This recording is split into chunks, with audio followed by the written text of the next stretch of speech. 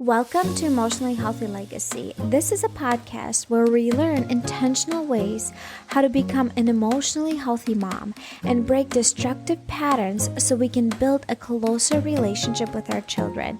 My goal here is to educate you on how you can leave an emotionally healthy legacy with your children. Hi, mamas! Welcome back. This is episode number 8, and today we'll be talking about burnout in moms and why we need to be proactive not to get to that point, because it will affect us if we want it or not. But burnout will affect how we are with our children because we are stretched thin when we feel burned out. All right, so let's talk about what burnout is. Burnout is when you're pushing your body past its limits. It's unmanaged stress, and your body is completely exhausted, and it will show up in areas of your life, in your emotional, physical, and mental struggles. You will feel like I literally cannot give more. Like I feel so drained. I feel like a rag that has been just every drop has been squeezed out of me, and you will feel like you're about to be on the verge of blowing up any moment, almost like all day long. As moms, so often we think it's a badge of honor to give and give and give and give without limits. When we do that, we neglect our own needs because we don't take any breaks. And if you don't create that time for yourself, nobody else will do that for you. If you don't pick what's going to give, it's going to end up being you and your health and your emotional wellness, your mental wellness, and your physical wellness. It's going to affect you if you want it or not. Eventually it will. I really like this quote. I'm not sure who said it, but if you don't pick a day to relax, your body will pick it for you. If you don't give your body the breaks that it needs, eventually your body will just force it on you.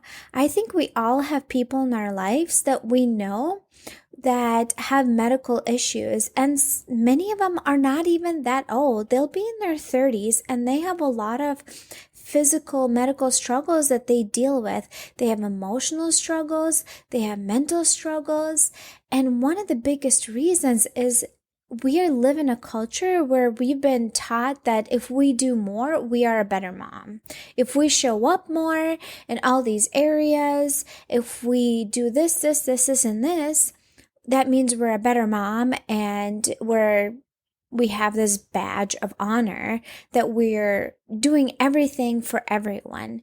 And I'm not saying serving other people is bad or wrong, but we do have limits. And if we keep constantly pushing ourselves past that limit, something's going to give, and that's going to be us. So here are a few things to keep in mind. Burnout will show up in things like this. Your productivity level is reduced. You feel like you're doing stuff all day, but you're not as productive as you want to be or you could be. Your energy levels are running low because all these things in your life are sucking your energy, and our energy is limited, and you will feel exhausted and tired. And then you will also, on top of that, feel very resentful and irritated a lot because you are stretched thin.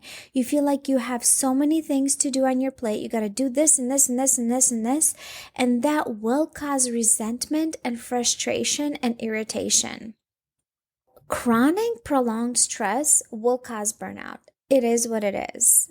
We need to learn to manage our stress well. We also, as moms, need to learn to cut things out of our lives that are not serving us in this season where we're at.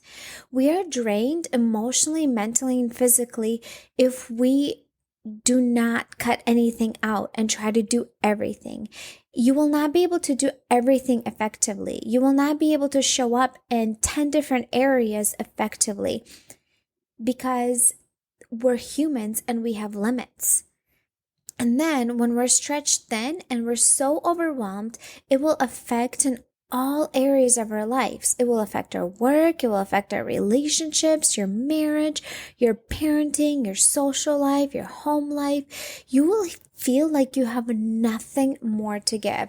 I remember I was going through a season in my life where I felt really, really low, and I was really depressed even for a few months. It was really, really rough. And I felt so overwhelmed pretty much from the moment I woke up to the moment I went to bed. I felt like one more thing on my to-do list felt like too much. It just felt too much. And it wasn't even a ton of things at that point. And when I realized that for me, I had to cut out almost everything that was non-essential in that time in my life to be able to take off any extra stress, to be able to free up some of that time for myself. That's just what I needed to do in that stage of my life to get back on my feet. If you live in survival mode day in and day out, it's going to affect your physical body.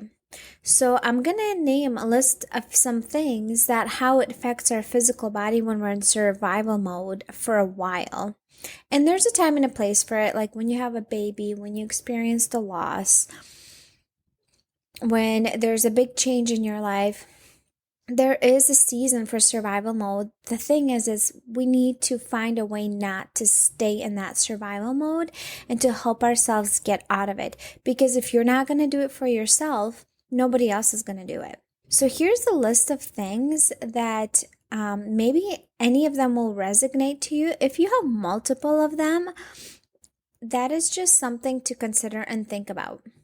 So how will survival mode affect your body if you stay in survival mode for a while? You will have low energy and you will feel exhaustion. You'll experience energy crashes. You will have trouble getting out of bed, and you might even have sleeping problems at night. Anxiety. You'll have a suppressed immune system, experience depression, aching joints, body aches. You will have some cravings for sweets or salty foods, unexplained weight gain, gut problems, dependence on caffeine, where you literally cannot just make it through your day without multiple doses of caffeine, brain fog, moodiness and irritability, acne, no libido, missed or irregular cycles, and migraines. So that's a list of some things that can happen to our body when we're in prolonged survival mode. Stress will always happen in our lives, and there will be things that happen to us that are out of our control. The thing is, it is in our control. How do we deal with it and how do we respond to it with the stress that is thrown at us? When it comes to burnout, many of the things are in our control, and those are the things we can manage, and to cut things out of our lives that are not serving us right now because they're causing extra stress and overwhelm. And when we feel that way, we tend to take it out on our children and the people that are closest to us. I know that for me, in the last couple of years, I have learned where my limits are, how much I can handle.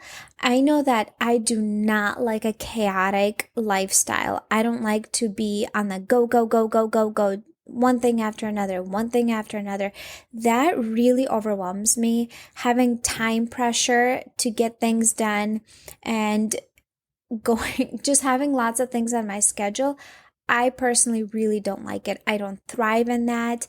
That affects my mood, that affects my emotional state, my mental state, and then I end up reacting a lot with my kids instead of responding. So I know that I had to cut out things out of my life that were not serving me. Because right now my husband works long hours. Most of the time he is home late in the evenings when it's already like bedtime for our kids, like 7:30 and 8. And so if I do extracurricular activities in the evenings, that is really overwhelming for me. I have 3 kids that I had to go there and take them by myself. I am pregnant also. That would feel very overwhelming for me and create extra stress. So I know that for this season in my life, it will not serve me well. And so I'm choosing not to sign up my kids for any extracurricular activities at this stage.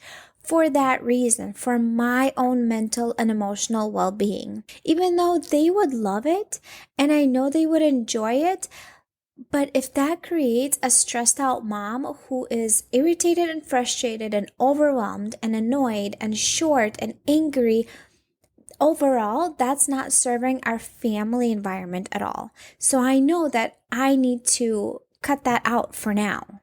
I want to name a few things that I did in my life that reduced stress and that helped me not to feel burned out.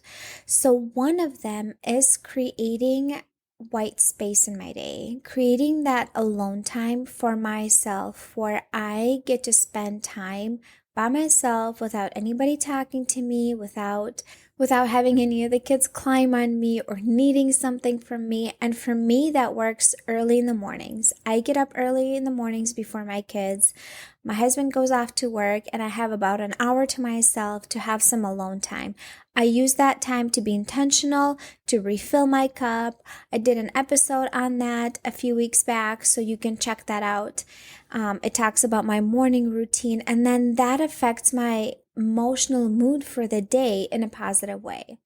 The second thing was to cut out things in our schedule that were not serving us, because in each and different stage of our lives, we go through seasons where something it can serve us and it is a positive addition to our family and our schedule, but there are seasons in our life where it creates extra and stress and extra overwhelm. And I know that for me at this point, extracurricular activities would create more stress and overwhelm because my husband is not home until late in the evenings and he will not be able to take the kids there and bring him back. It would all be on me. And it's usually during dinner time, which is a very stressful time of the day. And then number 3, the third thing that I did was to simplify my home.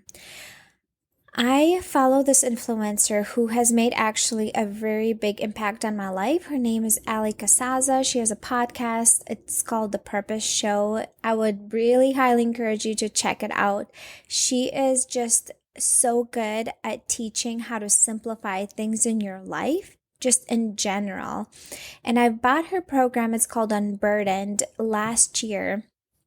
And it was really, really helpful about just simplifying different areas of my life. I simplified my home, I decluttered a lot, and I got rid of things that we don't need or use because clutter overwhelms me. Extra things in our house that are not serving us overwhelms me and creates stress for me. So I simplified that area. I simplified our meal planning. I have a list of meals that I can make. And when I go grocery shopping, I have a list of all the things that we need that I buy on a regular basis. And I just mark off which ones we need for the week. And also, I pick which meals we're going to eat. And that has decreased my stress level a lot because I don't like cooking. And I needed to do something that would simplify that part of my life. Those are the things that I did that were really, really helpful for me. So 1, creating the white space in a day, the alone time. For me, mornings work great because it sets my day up for success. And just being still and quiet because most of the day we just go, do stuff. And that's what pushes us into survival mode because we're constantly doing stuff. We don't have a moment to sit and breathe. Number 2 was simplifying my schedule and getting rid of things that are not serving our family in the stage that we're in right now. And cutting out things that are overwhelming. And one of the ways I did that was when I have an offer to do some sort of activity or an opportunity comes up. listening to your intuition and how do I feel about that opportunity? If I picture myself doing it, does that fill my cup up?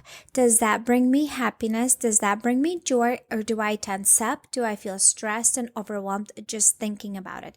If it creates stress and overwhelm, I choose not to do or sign up for that opportunity. I just know that if I do, it will not serve me well in this season. Those are boundaries that I needed to create for myself, and those are limits that I had to learn that I have. And the third thing is simplifying my home. And for me, the things that I simplified in was decluttering my home, getting rid of things that we don't need or use. I did have to leave my husband's stuff because, yes, I haven't touched his stuff. I'm talking about my kids and myself, simplifying the toys.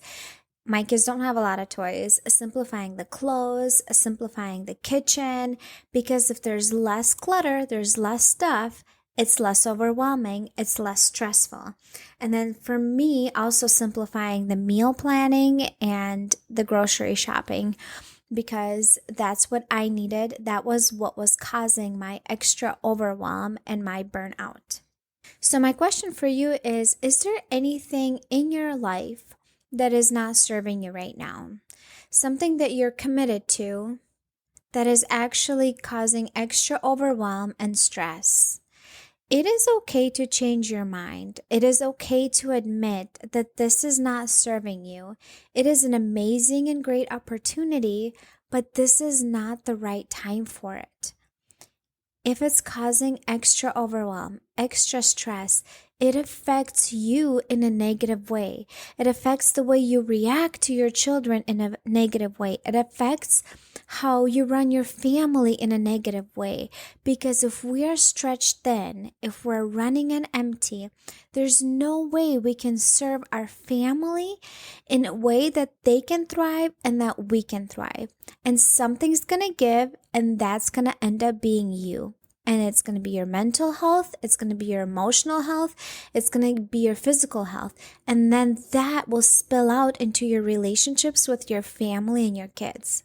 So I want to encourage you to write down maybe 2 or 3 things that you can back out of at this stage in your life because they are not serving you, because they're causing more stress and overwhelm instead of bringing you joy and peace. If you are a person that really struggles with feeling like you have to do a billion things in order to be a good mom, in order to be productive, in order to feel like you've accomplished stuff, I used to be like that. I used to feel like I have to do a billion things in one day in order to feel like I am productive and accomplished. You might have to think about where it's coming from. What's the root? Is this the way your mom was? Is this something that you've been told when you were a child, that you have to do this and this and this and this in order to be a good mom? You have to have a perfectly clean home. You have to have a bunch of meals made at the same time. You have to do this and this to fit into this mold to be a good mom. Many times we do certain things because they come from our childhood, because of something or someone has ever said to us. And we just play it out in our lives and we push ourselves into the grave, not realizing that it's actually hurting us in the long run. So I would challenge you to think about, okay, where is this coming from? Why do I feel like I have to do a billion things in order to be a good mom? And journal about it. That's how I figure out my feelings, and that's how I learn, okay, where is it coming from? Talking to somebody about it and journaling through about it. Write down 2 or 3 things that are not serving you right now and your family, that are actually causing you extra overwhelm and stress, and that you could change. They are in your control because you can take action and change those things in your life. Because by doing that, you will be able to show up for your family in a much better version of yourself. All right, mamas, I really hope that this was encouraging for you and maybe you heard something that you could apply in your life. And if there is something that you can cut out of your life, let me know what it is. Maybe I could keep you accountable for it. You can reach out to me at Emotionally Healthy Legacy on Instagram, or you can email me hello@emotionallyhealthylegacy, and I would love to see what are the things that you chose to cut out of your life to reduce your stress level. Thank you so much for joining me today. I am so glad you got to listen to this podcast. I would love to invite you to go in the show notes below and click on the link, and it will lead you to sign up for a 5-day mini course. It will take about 10 minutes a day to go through, but it gives you skills that you can use in the moment when you're feeling so overwhelmed and frustrated, that you can teach yourself so you calm your nervous system down. Because when your nervous system is calmed down, you're able to respond instead of react to your children, and that will affect your relationship with your children in a positive way instead of negative way. If you have any questions, you can email me. My email is hello@emotionallyhealthylegacy.com, or you can also follow me on Instagram, Emotionally Healthy Legacy, and you can direct message me there if you have any questions about anything I've talked about today. I'll see you next time.